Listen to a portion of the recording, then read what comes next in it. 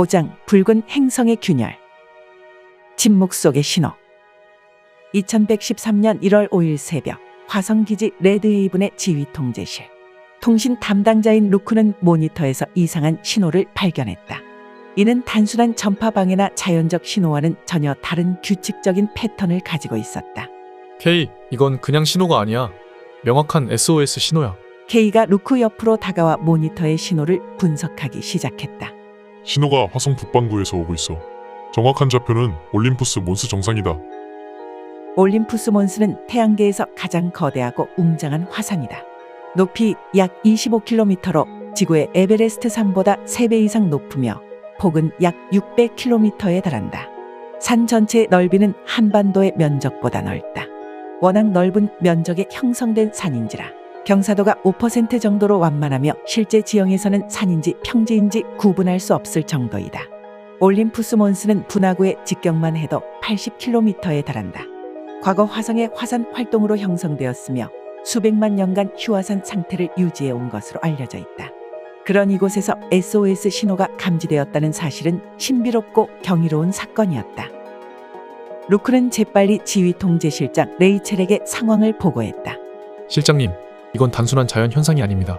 지구 사령부에서도 독자적인 위성 활동이 없었다고 확인받았습니다. 게다가 기지 밖에 나가 있던 우리 탐사팀도 모두 복귀 완료한 상태입니다. 레이첼은 침착하게 사령관에게 상황을 보고했다. 사령관님, 올림푸스 몬스 정상에서 감지된 SOS 신호는 자연적 현상이 아닌 것으로 보입니다. 긴급 구조팀을 파견해 정체를 확인할 필요가 있습니다. 사령관은 잠시 침묵한 뒤 결단을 내렸다. 긴급 구조팀을 준비시키고 탐사선을 출항시키게. 신호의 출처와 목적을 반드시 확인하라. 무인 탐사 드론 알파7. 긴급 구조팀이 출동 준비를 하는 동안 무인 탐사 드론 알파7이 올림푸스 몬스 정상으로 먼저 출항했다. 알파7은 극한의 환경에서도 안정적으로 탐사할 수 있는 최첨단 드론으로 고해상도 카메라와 다차원 신호 포착 센서, 스펙트럼 분석 장비를 탑재하고 있었다. 드론은 순조롭게 균열이 있는 지점 상공에 도착했다. 그곳은 거대한 침묵의 공간처럼 고요했지만 균열 내부에서 발산되는 붉은 빛은 마치 살아있는 듯한 생명력을 뿜어내고 있었다. 레이첼은 지휘통제실에서 드론의 실시간 데이터를 확인하며 말했다. 이 붉은 빛 좀 봐. 단순한 광학 현상으로 보기에는 너무 규칙적이야. 신호가 점점 강해지고 있어. 드론은 균열 내부를 정밀 조사하며 데이터를 전송했다. 균열은 끝을 알 수 없을 정도로 깊었고 내부에서는 정체를 알 수 없는 에너지가 발산되고 있었다. 붉은 빛은 규칙적으로 맥동하며 신호를 강화시키는 듯 보였다. 루크, 이건 우리가 아는 물리 법칙으로는 설명할 수 없는 에너지야. 4차원이나 5차원 공간에서 발생한 것일 가능성도 있어. 레이첼이 분석 데이터를 보며 말했다. 그 순간 드론의 센서가 강한 진동을 감지했다. 균열 내부에서 에너지가 폭발적으로 증가하며 붉은 빛이 화면을 뒤덮었다. 마지막으로 전송된 데이터는 정체를 알 수 없는 음향 신호였다. 카나, 미안해. 레이첼은 드론이 보내온 데이터를 분석하며 결론지었다. 이건 단순한 경고 신호가 아니야. 무언가 우리와 교신하려는 시도일지도 몰라. 긴급 구조 비행선의 출항.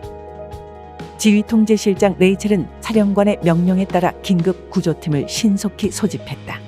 구조팀은 화성기지의 최신 다목적 탐사선에 탑승해 출동 준비를 마쳤다. 탐사선 내부는 임무 수행에 최적화되어 있었다. 탑승한 대원들은 다음과 같았다. 강준호 팀장으로 전체 작전을 지휘, 정유한 기계 설비 및 응급구조, 김기석 신속 대응, 개설인 생화학 전문가, 에단 주 비행 조종사, 소피아 부조종사, 마르코 전자공학 전문가, 제니퍼 응급 의료 담당, 리차드 통신 및 정보 처리 담당, 헬렌 지질학자, 오스틴 방사선 전문가, 샘 폭발물 및 위기 관리 담당.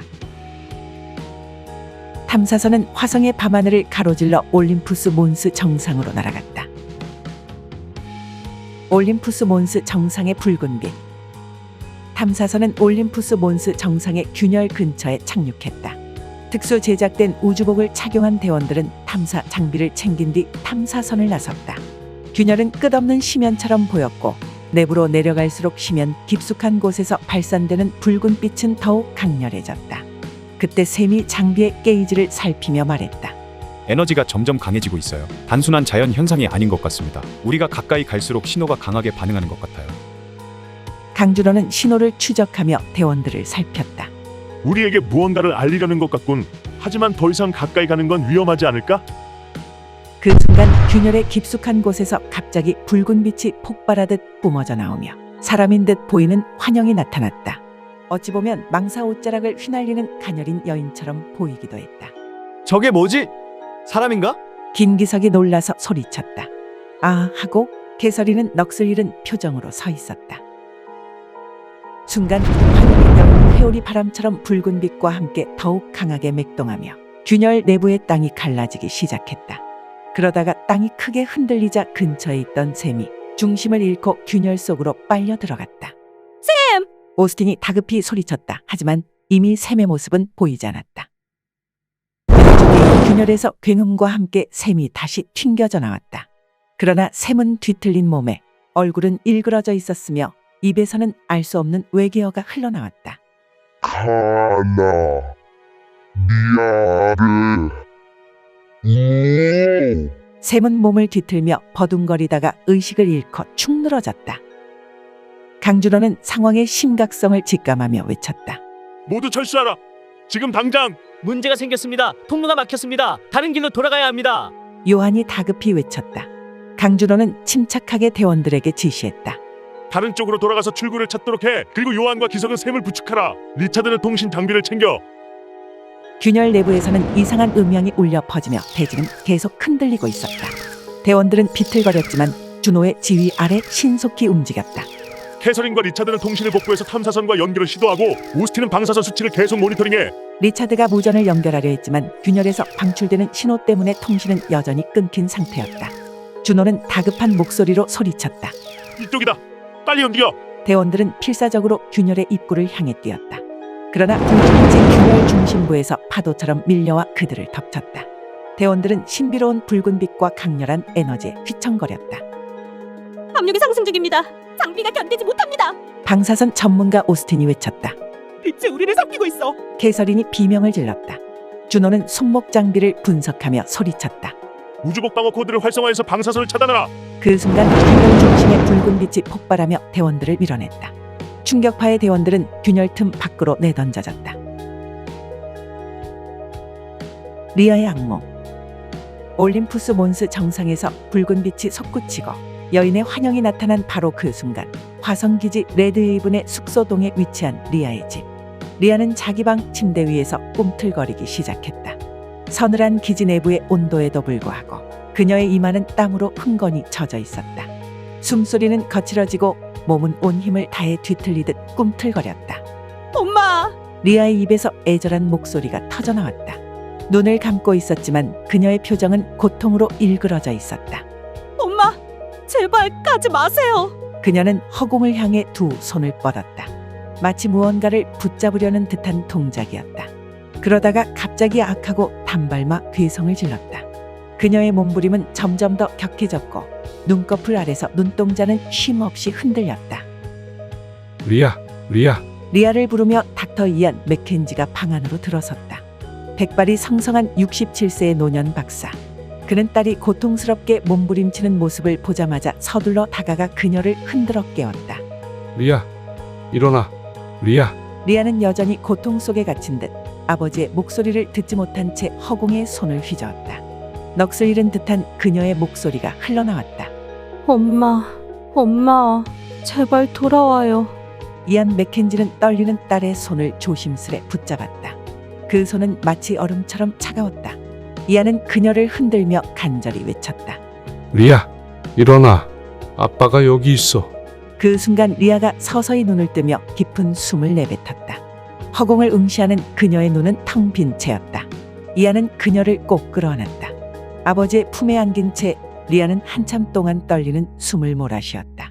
리아를 꼭 끌어안은 이안 맥켄지는 그의 인생에서 가장 큰 사랑과 슬픔을 동시에 느꼈다. 그는 고개를 들어 창밖의 황갈색 하늘을 말없이 응시했다. 그의 주름진 눈가로 한 줄기 눈물이 흘러내렸다. 941세. 한편 그 시각 올림푸스 몬스 정상의 균열 현장. 모래 속에 파묻혀 숨을 고르던 강준호가 가장 먼저 일어나 주변을 둘러봤다. 대원들은 모두 가까운 거리에 쓰러져 있었다. 모두 괜찮은가? 샘은 어디 있지? 준호는 비틀거리며 일어나 대원들을 확인했다. 요한과 기석이 샘을 부축한 채 힘겹게 일어나고 있었다. 샘은 여전히 의식을 잃은 채 괴로워 보이는 얼굴로 신음하고 있었다. 샘의 상태가 좋지 않습니다. 빨리 기지로 돌아가야 합니다. 요한이 외쳤다. 조합, 탐사선으로 이동한다. 준호는 대원들에게 큰 소리로 명령했다. 탐사선이 위치한 지점은 균열에서 멀지 않았지만 지표면이 계속 불안정하게 흔들리며 그들의 발걸음을 방해했다. 대원들은 균열이 무너지기 전에 서둘러 탐사선으로 향했다. 거의 다 왔어. 조금만 더 힘내. 준호가 외쳤다. 탐사선이 눈앞에 보이는 순간 균열 중심부가 거대한 폭발과 함께 붕괴하기 시작했다. 붉은 빛은 거대한 기둥처럼 하늘로 치솟았고 균열은 완전히 폐쇄되었다. 충격파가 뒤따랐지만 대원들은 가까스로 탐사선에 도달해 몸을 실을 수 있었다. 탐사선의 문이 닫히자마자 에단이 조종석에서 외쳤다. 탐사선 이륙 준비 완료. 전원 착석하십시오. 강준호는 샘을 응급의자에 눕히며 제니퍼에게 지시했다. 샘의 상태를 빨리 확인해줘. 생명이 위험할 수 있어. 제니퍼는 빠르게 의료 장비를 가동하며 샘의 상태를 점검했다. 산소 포화도가 급격히 떨어지고 있어요. 방사선 노출로 인한 충격의 가능성이 높습니다. 일단 안정제부터 투여할게요. 탐사선은 붉은 먼지로 뒤덮인 화성 대지를 가르며 레드헤이븐 기지로 향했다. 대원들은 지친 얼굴로 서로를 바라보며 침묵했다. 하지만 샘이 중얼거리던 알 수 없는 외계어는 여전히 그들의 머릿속에서 맴돌았다. 가나 니나르. 강준호는 샘이 중얼거린 단어를 떠올리며 깊은 사색에 잠겼다. 모두가 아무 말도 하지 못한 채 탐사선 창밖의 황갈색 하늘을 응시했다. 붉은 행성의 하늘을 가로지른 탐사선은 레드헤이븐 기지의 착륙장에 무사히 도착했다. 구조팀은 샘을 신속히 응급실로 이송했다. 방사선 치료가 최우선입니다. 제니퍼가 병원 스태프에게 소리쳤다. 샘이 응급실로 사라지자 대원들은 아무 말도 못하고 멍하니 서로를 바라보기만 했다. 2113년 1월 5일 어느새 붉은 행성의 날이 밝아오고 있었다. 그러나 균열에서 쏟아져 나온 붉은 빛과 샘의 이상 행동은 새로운 미스터리를 남겼다. 화성은 이제 더 이상 단순한 인간의 정착지가 아니었다. 이곳은 풀어야 할 수많은 비밀과 도전이 기다리는 미지의 세계임이 분명했다. 다음 시간에는 제6장 잊혀진 전설의 도시가 계속 이어지겠습니다.